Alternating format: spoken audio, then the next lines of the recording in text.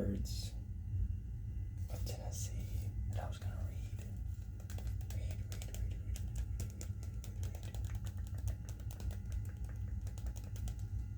And another one as well, so, but more about bird watching than anything else. So, yeah.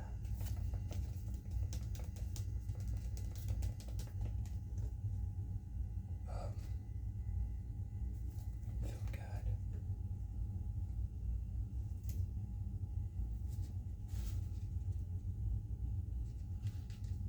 Let's take this out.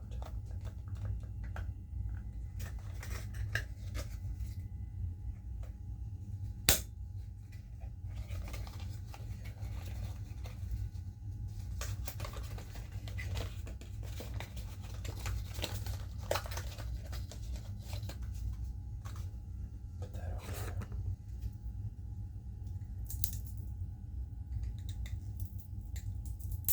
Take the packaging. Pain relief balm, it's just straight.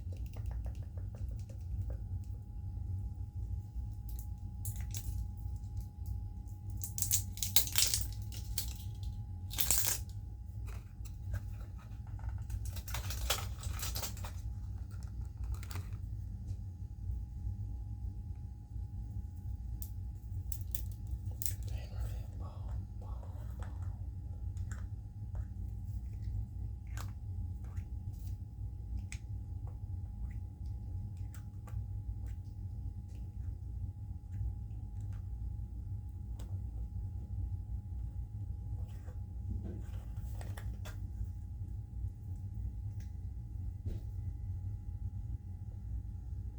Relief.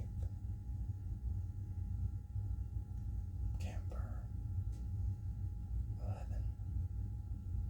Menthol 11. And topical analgesics. Or analgesics, I should say.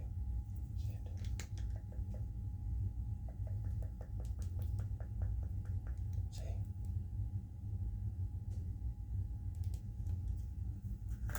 Buy some.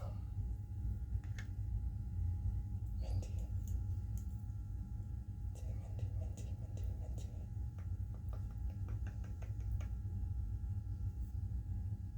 Rear pain. I have a little pain on mine as well. My hand.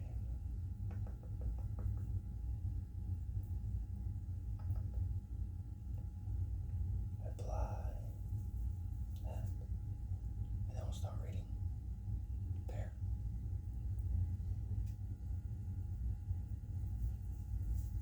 A little bit more.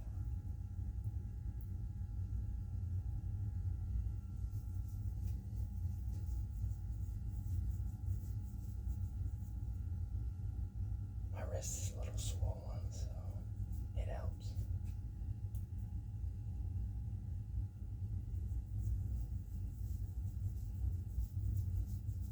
There.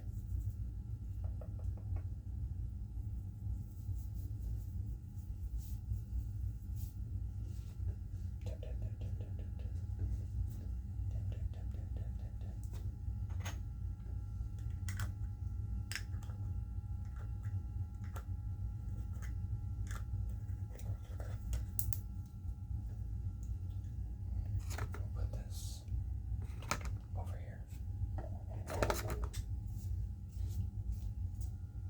Wildlife. Birds. All about birds. ASMR. Fairness. And I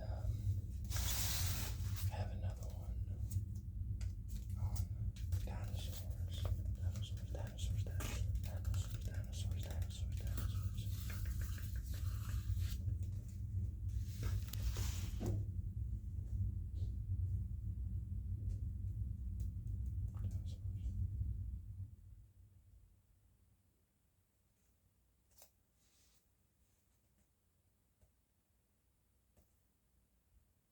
The author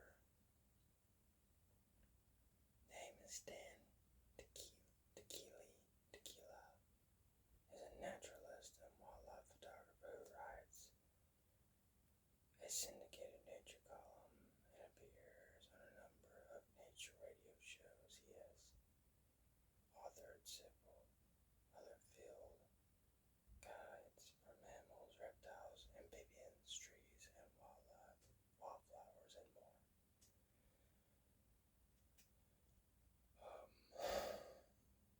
And he has more publications as well. You can see.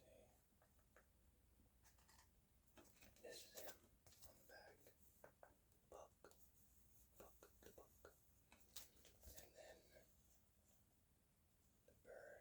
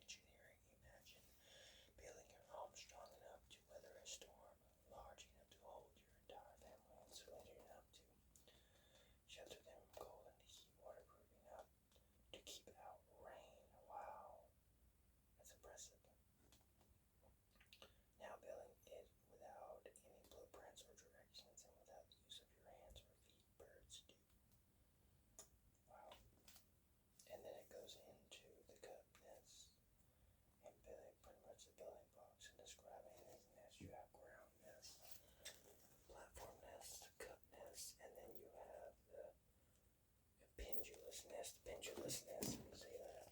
The pendulous. The pendulous looks really, if you can see it, it looks crazy, right? Yeah. It's like a cup holder or something. I don't know. It's weird. And then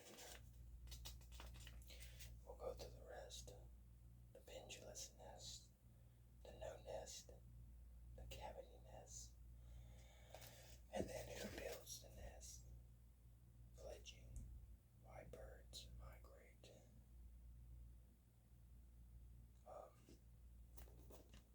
And then the birds migrate basically migrating to areas of high concentration of food as it is easier to breed where food and then where it is not. A typical migrating bird is the summer teenager. And then it goes into like where it migrates and goes to and harvests its food and nests and everything else. Very interesting, if I do say so myself.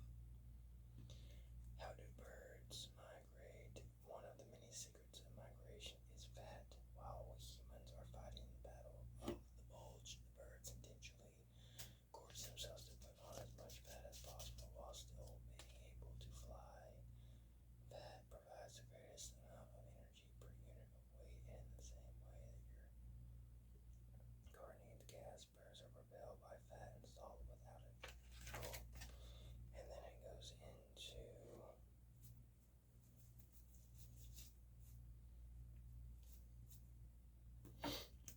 the foods migrations. Compare eggs, female, juvenile size, the male, common names, scientific names, so on and so forth.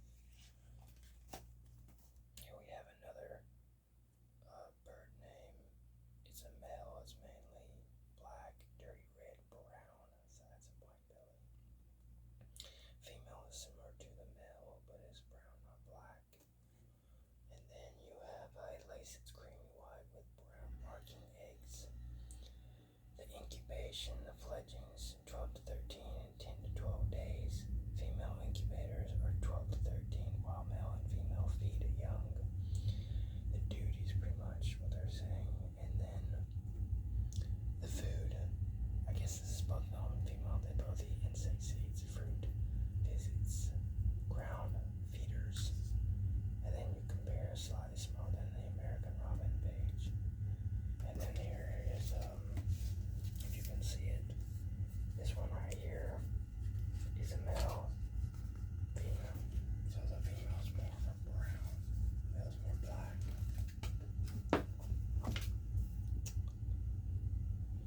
So everything that makes the birds up really comes from the anatomy. Also going into the DNA, kind of like how cute guitar. And I was talking about graphene, taking away all that to clone new DNA. Makes sense, right? And then you have a winter bird, European starling, breeding. So the breeding months of the starling birds. And then you have the winter ones as well. So it's kind of more of a darker, dense color in winter versus the breeding ones that are more vibrant look. See? I used to, funny story, back in the day when I used to do photography, I used to take photos of a lot of birds, stuff like that, deer and everything. I did a lot of birds. I took a lot of shots of birds as well when I was younger. So yes. And then you go into other aspects as well.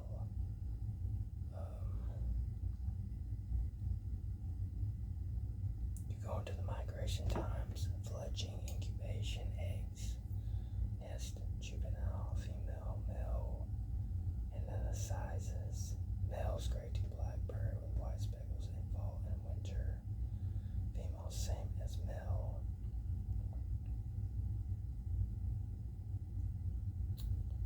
And then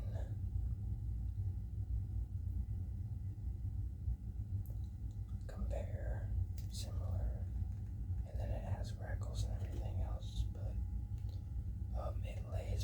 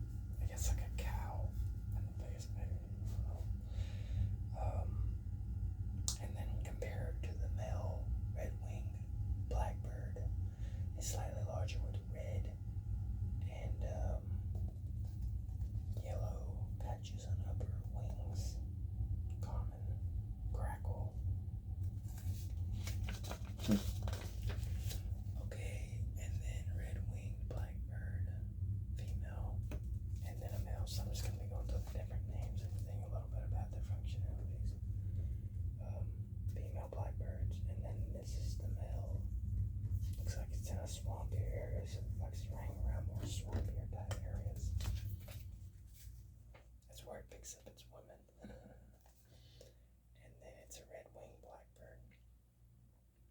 Size is 8 1/4, 22 centimeters. Male's jet black. Jet black. Males are jet black with the red tips, whatever, red orange. Brown bird with a pointed brown bill and white eyebrows.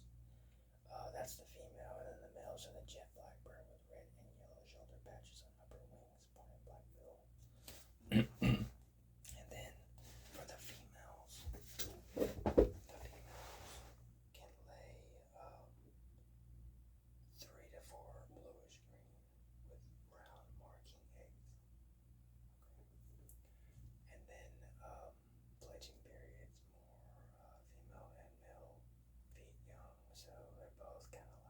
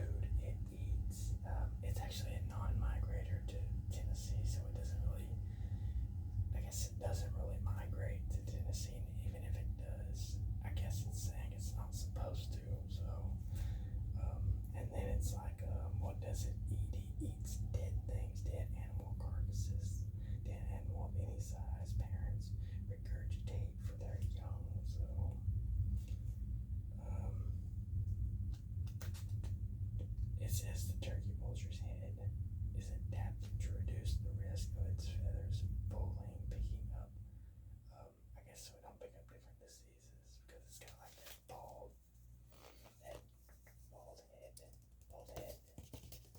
You know, I think that bird needs a little bit of parsley to put some hair on its head.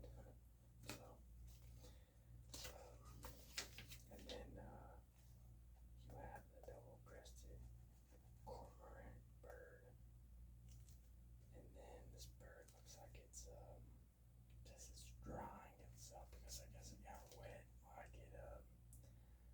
I went to a car wash. I'm not gonna say what I'm about to say. It's not right for this. It's not appropriate for this video, but drying itself off. So this is the double-crested cormorant bird. The scientific word for it, I can't pronounce it. It's Rocorex uritas something, but it is a double-crested cormorant bird right there. And then this, its wings out, it's drying itself off because it got wet. So anyway, females are the same as males. They're large, all black water birds with long snake-like neck, a long and yellow arch building hooked tip, tip, tip, tip, tip,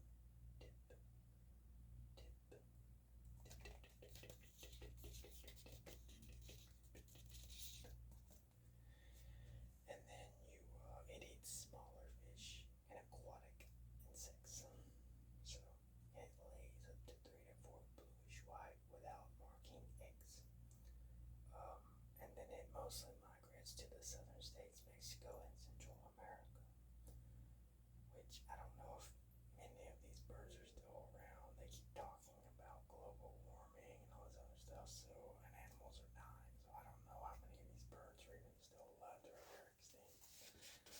So that's the double-crested cormorant bird.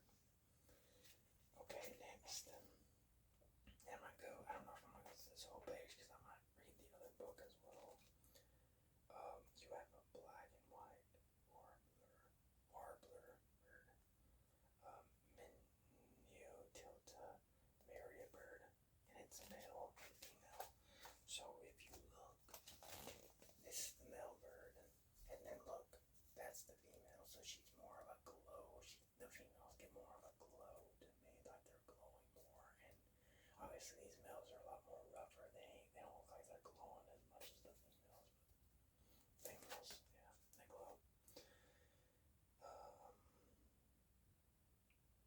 And then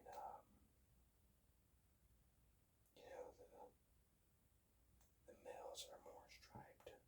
Like they have more of a, more of a zebra type color. Yeah, striped like zebras. And then the smaller warbler has a distinctive black and white striped cap, white belly, black chin, and cheek patch.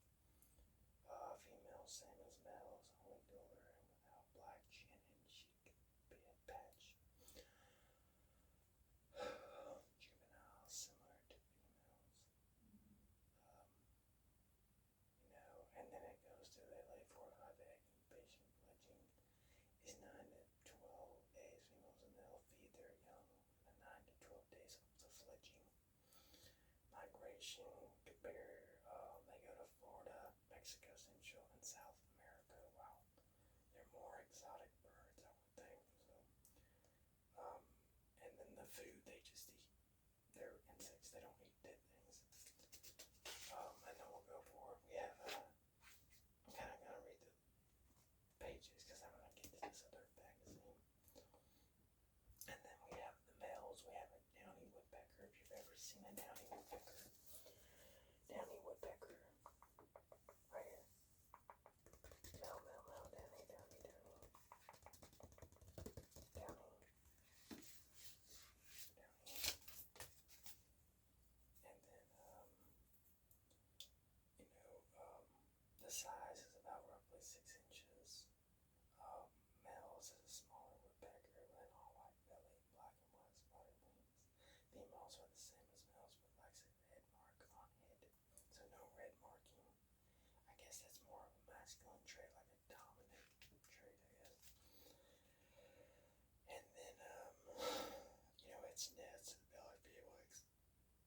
excavate one brew per year.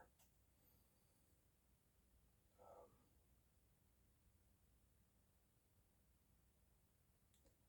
and then it goes into, I'll go ahead and do the migration. It's not really a migrating type bird, is what it's saying. And the foods it eats: insects, seeds, visits seed, and seed feeders, sweet feeders or something. So I guess it's more of a bird type feeding type bird. It would go to bird feeders that eat soup feeders, and then almost identical to the hairy woodpecker, but smaller. Look for a shorter thin bill of downy to differentiate the two. So, and if you can see, like I said, the woodpeckers, it has a little red spot on its head, right there, little red spot, spot. And then the females do not have the red spot. So that's that. So downy woodpecker. Okay. And then we have it's called a yellow-bellied sapsucker. Weird name, sapsucker. And then the male, and then the female. You can see it. That's the male, and then that's the female. So male, and then the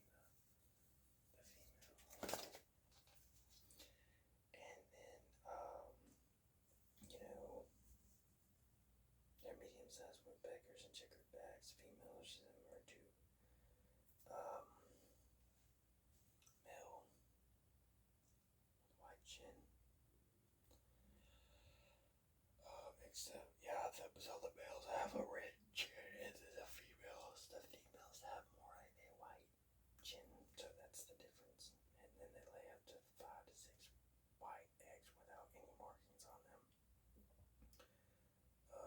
Incubation is 12 to 13 days. Foods it eats: insects, tree sap, comes to sweet feeders. Compare the male yellow-bellied sapsucker shares a red chin, a red-headed woodpecker, and then it eats tree saps, insects, and comes to sweet feeders. Fletching is 25 to 29 days. Female feed young. Migration complete to southern states, Mexico and Central America. Incubation is 12 to 13 days. And then it builds a nest of captivity. Female and male excavate one brood per year. So one nest per year. That's what it's saying. And then similar to a female, dull brown and lacks any red markings. So it doesn't have any red markings on it. It's mainly black markings on it. So the yellow-bellied sapsucker. I kind of go on. We have a hairy, kind of read the books, not really too much. Hairy woodpecker. There.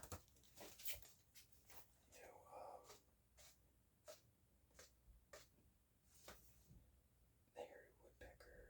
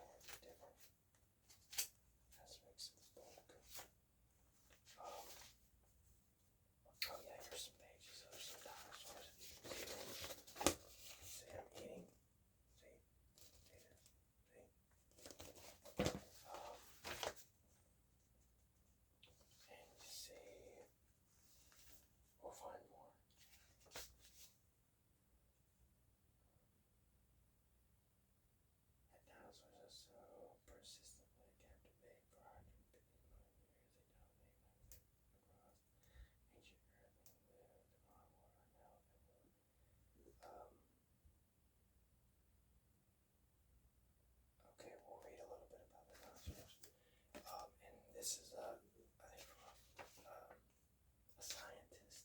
I'll read it. Give me a second. I'll read the article. It is more going into like here's the introduction. I'll start here. So reimagining the dinosaurs. Right here.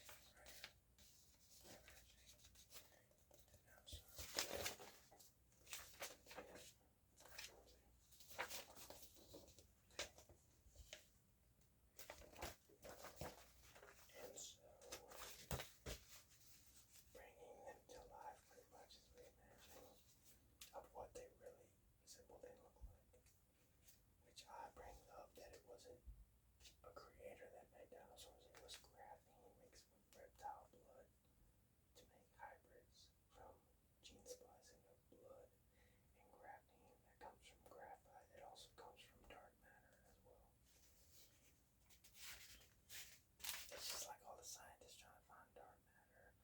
Well, graphene come from the dark matter used mixing with blood and animal blood to splice the genes to make hybrids like dinosaurs, not created by a god or anything. And it goes into more of occultism as well. Oh, look what they're doing here. Look, they put the alligators and crocodiles through X-rays to get their whole body look. It's it's a radiation model, so it's like it's scanning its scales and everything. So it says for more than 2 decades, Katie, a frozen carcasses, has passed through CT scanners of Ohio's Blindness Hospital, including a Siamese crocodile, including Lawrence Whitmer, a paleontologist at nearby Ohio University, uses scans of modern animals to reconstruct and interpret and journal anatomy of extinct dinosaurs. So by these X-rays, they get to study the internal anatomy of everything about these reptiles and everything. So using these CT scanners. So pretty cool. And then it goes on to a museum talking about the different dinosaurs and everything. So, and then here's the article I was about to read a minute ago. This is more of a beyond hosting museums projects. There's the UK's Natural History Museum, and then this lady right here who's behind this, her name is Susanna Maidment, declared a new genius in part based on the arm bone she holds here. So she's like behind, this lady must be, she's like behind all the bones and everything. So you see all these bones, and she's like the scientist that goes through and studies the bones and everything, all the bones. Look.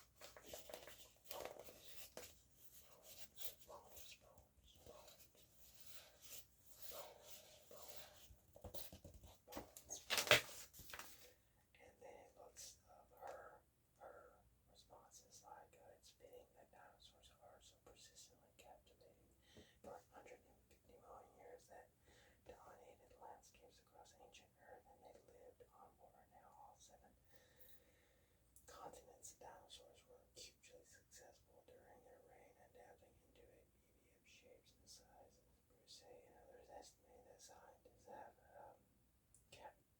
catalog more than 1,100 species of extinct dinosaurs, and that's just a subset of species that once lived.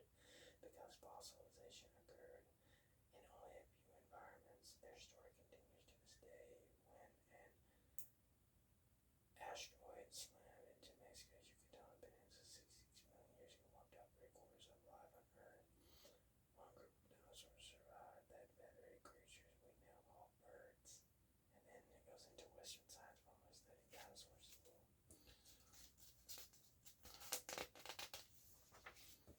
And then you get how they moved, and then I showed you that portion. Swimmers and flyers, how our thinking has changed, and it goes into the different dinosaurs. I think it really falls into the whole what they say evolution, like how dinosaurs evolved, and then we compare humans with dinosaurs and so on and so forth. creation about from the ground up. Ostrich with a wing harness. The whole anatomy of how it moves and works, everything from the trees down and so on and so forth. And so that's how it's running.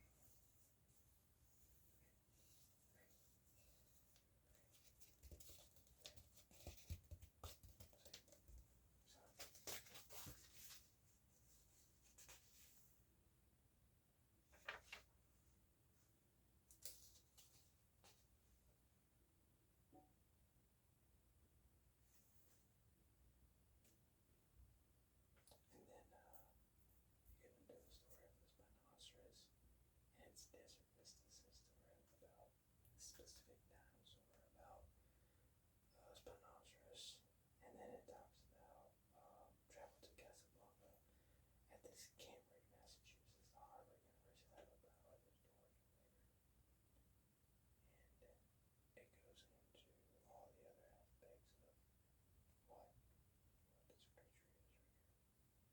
Cool. So now you can see the bones.